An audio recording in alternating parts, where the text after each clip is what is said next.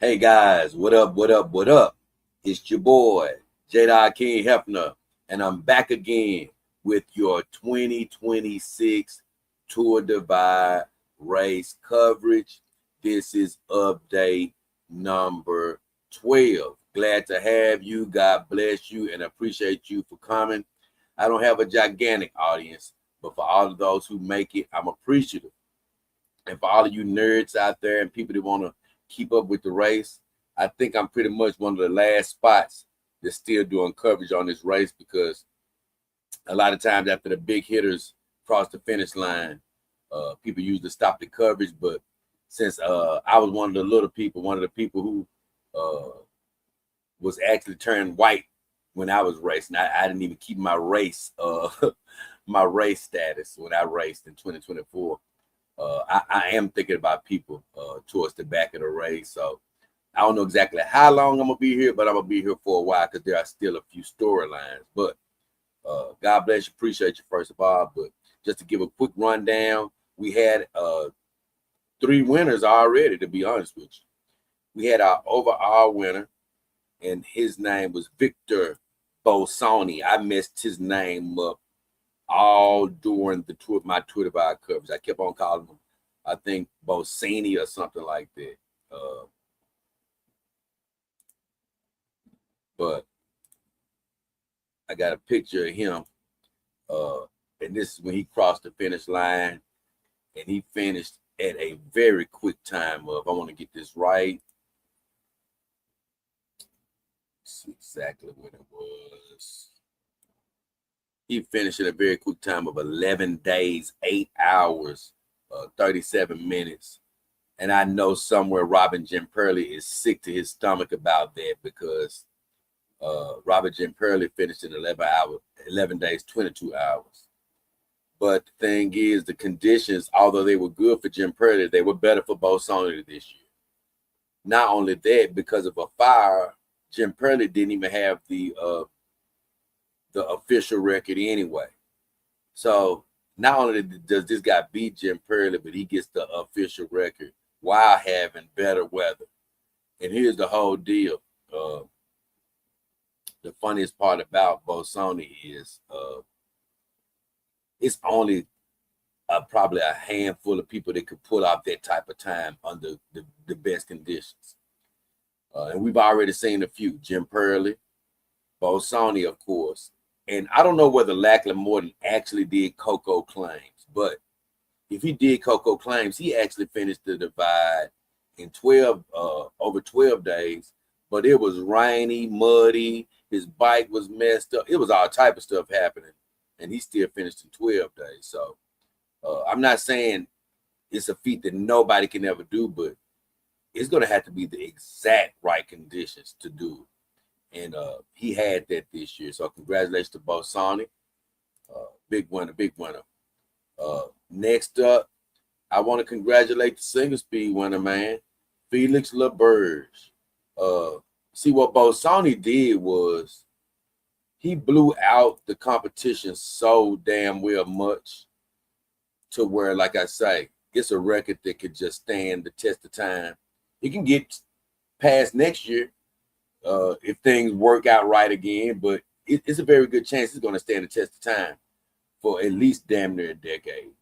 Uh, Somebody else who just did that is Felix the Bird. I mean, he blew out the competition his damn self from a single speed standpoint. What did he finish? He finished 1, 2, 3, 4, 5. This man finished. He finished seventh. He finished seventh on a single speed bike against bikes that actually had gears, and he finished in a time of 14 days, 7 hours, 35 minutes. Completely blew away the competition. Uh, they won't be finishing for, well, I think number 2 racer might be finishing in about 2 days. So he still smoked him by at least 4 days, almost 5 days or so. What I'll do is pick. I'm going to show you where that second place rider is. But Felix the Bird finished ahead of Andrew Onemers. record as well, from Aaliyah Wilcox record as well. And Megan Hackene's old record. And so did all the rest of the leaders. But it's just impressive for him to do that on a damn single speed bike. That is damn well ridiculous. But congrats to him for coming in as the champion. Oop, I'm showing my baby. Sorry, guys. I supposed to be showing LaBerge. The whole time I was showing Megan. I go back to her. Sorry about that. I don't know how I got that confused. Okay. Here. Okay, that's how I got it confused. I think. Let me make sure this time. Yeah, that's it. That's LaBerge. So yeah, congrats to him, man. He did an amazing job. Proud of him. Every time I looked at his dot, I'm like, damn, this dude doing this on a damn single speed. This is crazy. For everybody that's gonna see this coverage, I'm so sorry that I did that to my baby Megan Hackenen. But all these riders have done a historical run, but it's ironic that I did have Megan's picture up instead of Felix's. Sorry, Felix. But going back to Megan,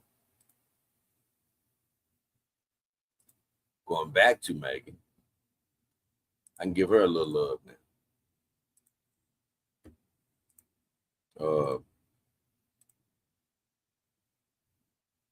I probably wanted to go to her in the back of my mind anyway, but I want to save her for last because although both Sony killed the competition and Felix LaBerge killed the competition, so did Megan Hackenen killed the competition, and she finished in. And I got much more to talk to you about. I just wanted to cover this before I go further. She finished in exactly 14 days, 10 hours, 2 minutes. So unheard of for a woman. She finished number 8 right behind Felix. And let me see, make sure I'm counting it right. 1, 2, 3, 4, 5, 6, 7, 8. Yep. And I say she did the most impressive thing out of all of them. And a lot of people who are not watching it that closely, they're going to be like, Victor got the FKT. He got the fastest known time. He did the most impressive thing. 11 days is unheard of. And I understand what you're saying, but Megan getting down there that fast as a woman, shattering all the previous records as well. I just think it's a more impressive feat. Now, I wish she could have beat Mike Hall's record, and it would have been, honestly, it would have shot what she's done this year to a stratosphere that's way, way up there. I mean, you compare her with the best athletes that ever lived, probably, had she beat Mike Hall. But she's still pretty far up there with this performance. You couldn't ask much more out of the female body than to do what Megan Hackenen did this year.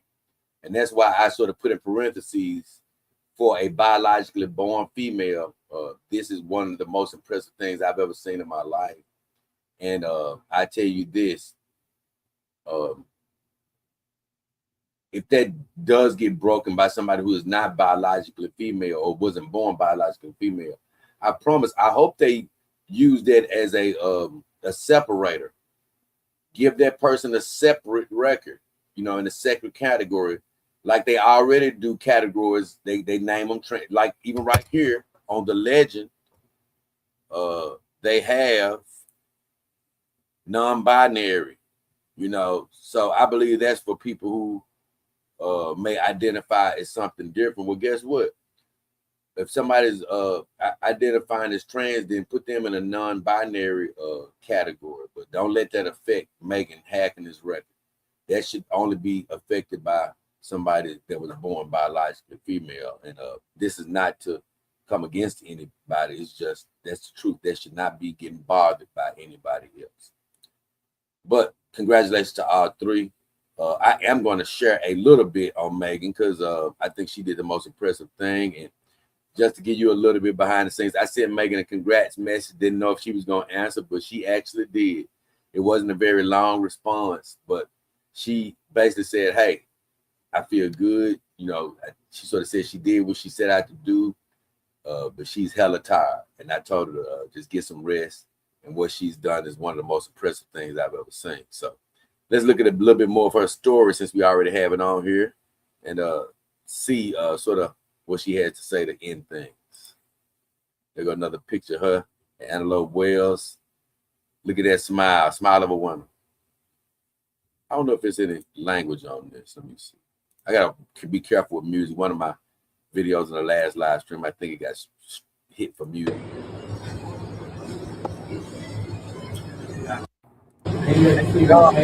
Miles. It's probably a gravel bike for it. With a bike that did it out. Megan's bike.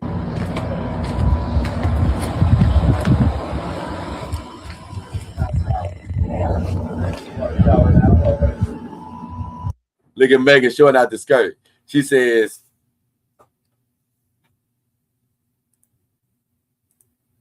I just wanted to make sure I was in the right place. She says, Hachita Bike Ranch. The moon is up. Dolly is getting some rest, and I'm in a jean skirt.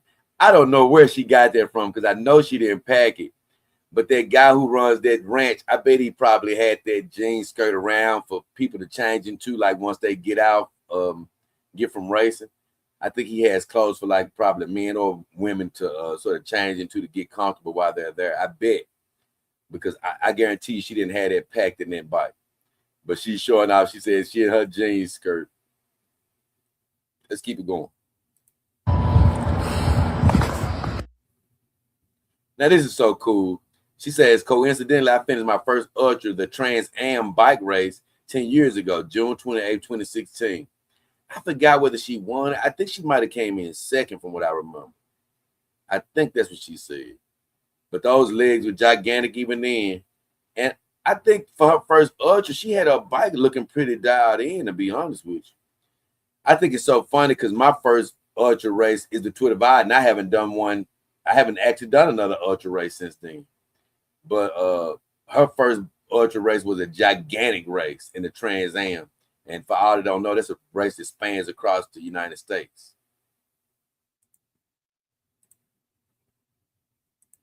Oh, this is her still at the Trans Am. Look at those calves. Oh, my God. This woman is a cycling cyborg, to be honest with you. She says, I remember thinking it was the hardest thing I've ever done. And I still say these exact words to myself after nearly every big race. So, okay, she's saying she still thinks that was harder than the Tour Divide, I guess. I wonder. I'm going to ask her one day. I had to like that. What's she saying? Here we are at the top of Taquati Pass. As you can see, there's snow. And we're going to bike down. So she already had said that in the past video, but what she wrote was, there are a few points in Wyoming and Colorado where the Trans Am going east to west and the Tour Divide going north to south overlap and intersect. She said, I always look forward to revisiting those spots, these spots, and how they brought up memories of my very first ultra 10 years ago. That's amazing. Oh, this video was from 2016. So this was when she was in the Trans Am. Mountain.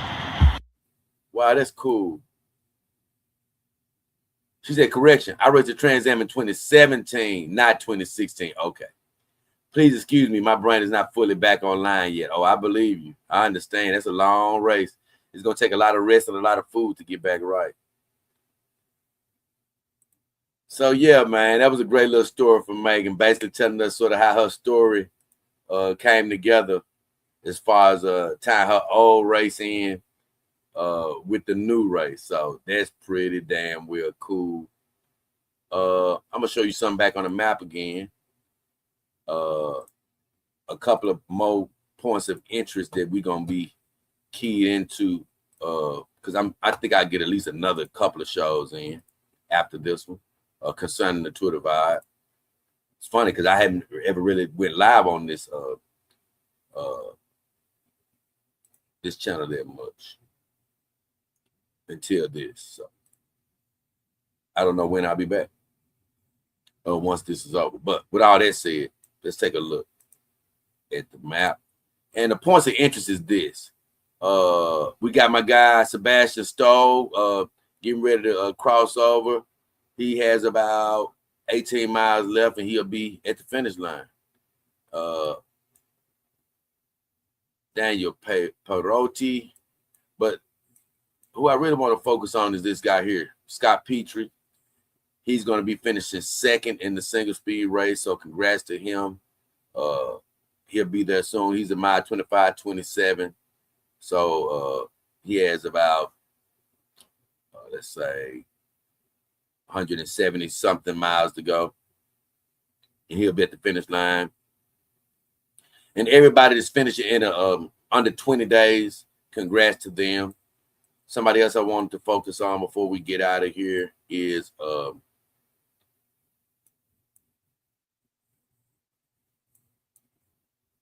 this right here, the father and son tandem of Ryan Seeley, right here, 21.95 mile 21.95, and his son Jonathan Seeley in mile 21.92. I'm just amazed at both of them because they're both over the 20, they're both under the 20-day mark. So that's pretty impressive.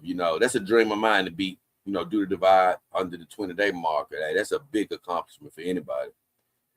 And for him to be doing it with his son, and it's crazy because every time I look at the marker, mostly Ryan has been ahead of his son by a lot of times 7, 8 miles. Sometimes it's been 10 miles. But I think for the most part, they always sort of end up in the same spot. I'm assuming that Ryan may slow down at the big stopping points and maybe meet up with his son, and then they keep racing. But he's not like holding his hand like they're with him mile for mile. He's riding and sort of letting Jonathan ride his own race. But Jonathan, I don't know whether I think he's probably struggling a little bit to keep up with Dad, but he's fighting to keep up with him. So I'm actually proud of him, and it's a good story. If this was a TV, if this was on TV, this would be a great story to keep up with the Seeleys, the father and son duo. So God bless them, and I'm praying that they actually make it under 20 miles. I mean, under the 20-day mark. That's what I meant. Sorry about that.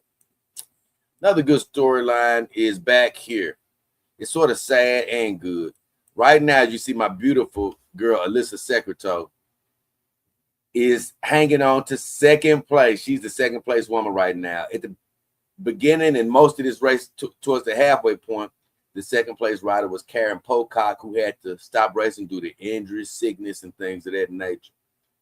Then Alyssa took over in second place, but shortly thereafter, Alyssa, something happened to her, whether she wasn't feeling good, whether she took a long rest or whatever, whether she needed a reset of her mind, I don't know. But she took a long rest and she let 3 girls pass her. Those 3 girls were these 3 girls. Leah Goldstein, who's now at mile 20.72, and she is about 46 miles or so behind Alyssa Secreto, and they were neck and neck for a while. But I told you, Alyssa Secreto is a strong rider, and she got some gigantic legs, so this girl can push the pedals. I guess she pulled ahead. Well, here's the deal: they were chasing Torrin Lagman, who had taken over second place and was holding on to it. But I don't know what happened. I think Torrin might have been pushing herself too hard. But I was thinking, like, man, I had talked to you guys on last stream. I said, I don't know whether Torrin hurt, sick, or what. But I was reading on Facebook that she's probably dealing with some sort of knee issue. So it has had her hurt, and she just let the girls pass her on by. So she has fallen to the back now. I'm hoping she can just heal up and make it to the end at least. But I think that's one of the things that it's going to make me think about my pedal choice continually for my next long race because sometimes I do believe, even though clipless is more efficient, sometimes it doesn't give a person the option of changing their foot around And if your knee or something is hurting in a certain position, well, it's stuck there pretty much. So I'm praying that she's okay. So if I look back, you got Tanya Hacker, another female rider back here, and she was the other one that was in that trio that was chasing Torrin Lackman. But as you can see, Torrin Lackman is going to get passed by Tanya Hacker, who's way back at, well, I say way back, but she's a mile 2004, which is commendable. But it looks like if her health holds up, Alyssa Secretary will hold on to second place.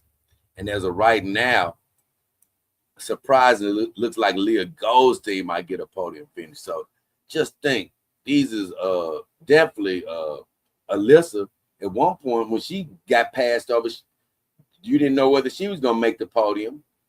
And then Leah Goldstein, she was, her best bet was looking at fourth place, but now Torrin Lackman is hurt. And now guess what? Another new person might end up with a podium finish. That's why I say it's some excitement still going on in this race. And boy, am I just so happy to see that, like I say, these girls ain't saying, hey, let's ride together and be friends. No, they actually racing. So I like that.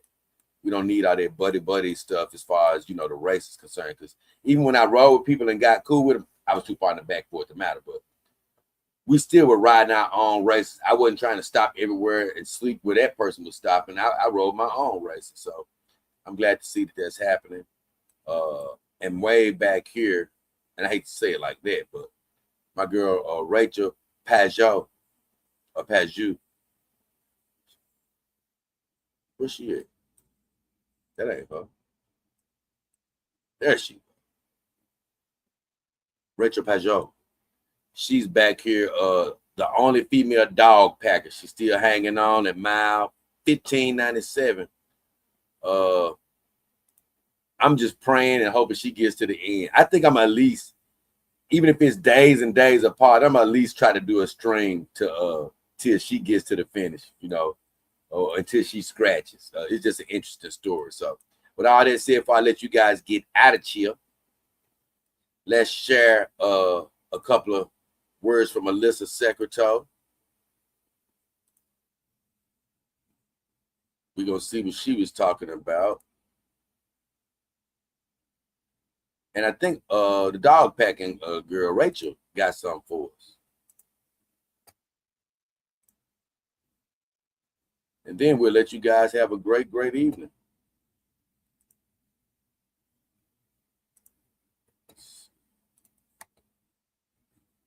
Okay, let's see what all Alyssa got to say. I think it was my friend Katie who said that she does it to get the zoomies out, which I relate to a lot. But the other biggest reason for me is this moment that I'm having right here, where you just get so totally overcome by all the people and decisions and places that led you to this moment. And you're just so grateful in a way that, like, it feels like you're not even big enough to contain how grateful you are. And it's pretty good, and I get to carry that into the rest of my life. It sticks with me for a while, and it's just really good. I sort of was laughing. She got overcome with her own emotions at that point. But I'm happy for her because, like I say, I think this boils down to her being in a very happy place in her personal life. Like I said, I think I'm aware of her being in some sort of a relationship. So I think that's going good. Obviously her work life or whatever she's doing is going extremely well. And let me tell you, man, like I said, she was searching, like she said in another stream, she was searching through her emotions during that first divide, but she's a lot more rock solid. And so just being out there on the trail, she's able to just be more grateful for life, more grateful for seeing nature, more grateful for just being alive. And I think that she just sort of was getting overcome with what she wanted to express, that it just started getting jumbled up. So she was just showing this little picture. It's not much here. Beautiful. Beautiful, beautiful. So That was Alyssa being thankful for life, thankful for her opportunity to live and do something God bless her to do. And I'm definitely happy for her.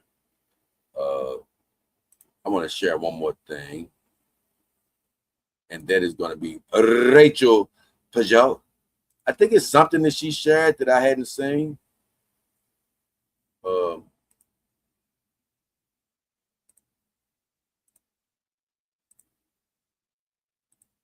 It's something that she shared that I haven't shown you. I mean,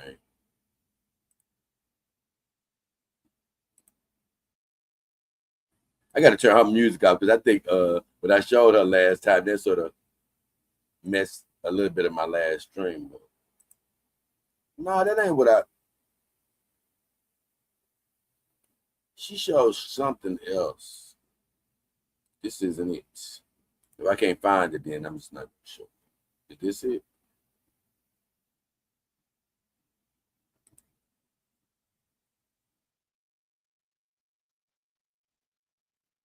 Let me see.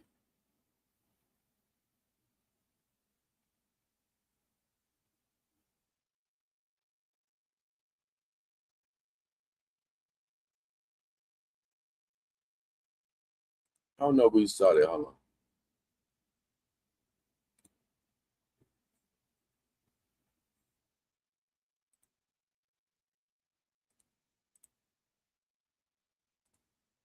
Did we see it? Yeah, well, I don't know if we saw it, but I thought she showed something different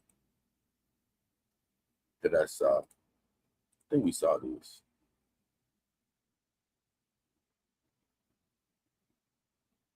I don't know, maybe not. I'm gonna show it to you guys, and then we end the stream. It ain't gonna hurt to show one more thing. No music though this time, because she messed me up last time.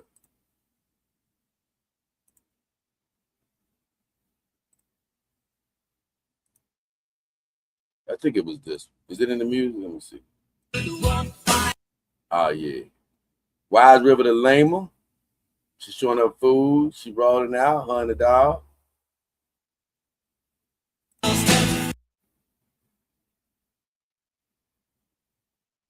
The girl rolling. Man, it got to be challenging rolling with that damn dog far that way.